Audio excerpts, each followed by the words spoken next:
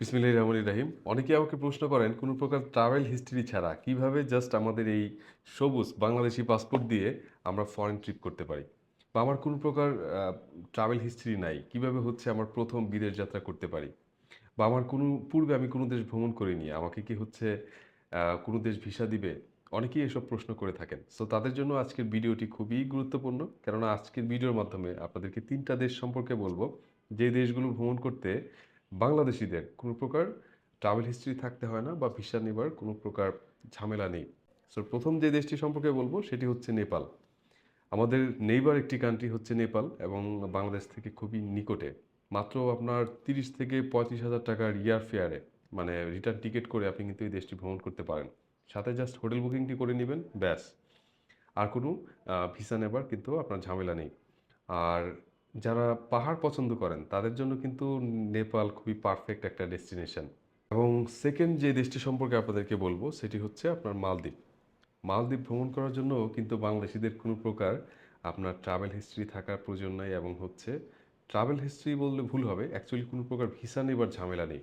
আপনি জাস্ট হচ্ছে return ticket এবং হোটেল বুকিং করে এই দেশটি ভ্রমণ করতে পারেন।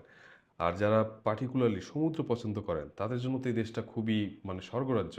কারণ এই দেশটাতে রয়েছে অসংখ্য নান্দনিক আইল্যান্ড। সো আপনি সমুদ্র পছন্দ করলে অবশ্যই এই দেশটা ঢু মেরে আসতে পারেন খুব সুন্দর সুন্দর আইল্যান্ডে। এবং এর জন্য জাস্ট রিটার্ন টিকেট করবেন আর হোটেল বুকিং করবেন, দ্যাটস ইট। তৃতীয় যে দেশটা সম্পর্কে বলবো সেটি হচ্ছে শ্রীলঙ্কা। শ্রীলঙ্কা ভ্রমণ করার জন্য কিন্তু আপনার পূর্বে কোনো ভিসা নিতে হবে না। জাস্ট রিটার্ন টিকেট করবেন, হোটেল বুকিং করবেন। আরেকটা ডকুমেন্ট লাগবে সেটি হচ্ছে ইটিএ। ইটিএটা কি যদি সহজ করে বুঝিয়ে বলি, সেটি হচ্ছে আপনার জাস্ট ট্রাভেল করার পূর্বে অনলাইনে একটা জাস্ট ফিল আপ করতে হয় যে আপনি কবে ট্রাভেল করছেন এবং কোথায় থাকছেন, দ্যাটস ইট। আপনার যাবতীয় তথ্য দিয়ে। এটাও যদি বুকিং করতে এই ইটিএটা নিতেও যদি আপনার কোনো প্রকার সমস্যা হয়, আপনি সেক্ষেত্রে যোগাযোগ করতে পারেন আলবিয়ন হলিডেজের সাথে, আমরা অ্যাসিস্ট করব।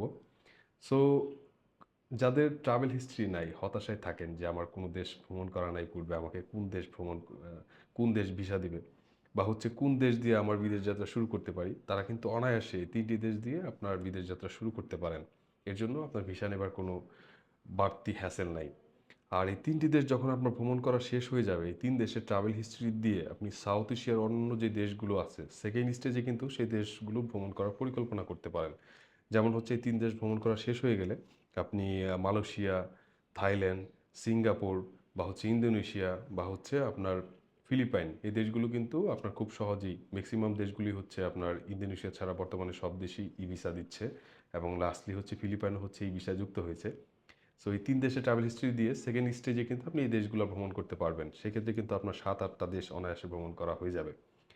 সো যারা ট্রাভেল হিস্ট্রি বাড়াতে চাচ্ছেন বা বিদেশ যাত্রা শুরু করতে চাচ্ছেন, অবশ্যই এই ৩টি দেশ দিয়ে ভ্রমণ শুরু করতে পারেন। আর টিকেট বা ভিসা সংক্রান্ত যে কোনো প্রকার অ্যাসিস্ট্যান্স প্রয়োজন হলে অবশ্যই যোগাযোগ করবেন আলবিয়ন হলিডেজের স্ক্রিনে দেওয়া নম্বরে। সকলকে অসংখ্য ধন্যবাদ। আল্লাহ হাফেজ।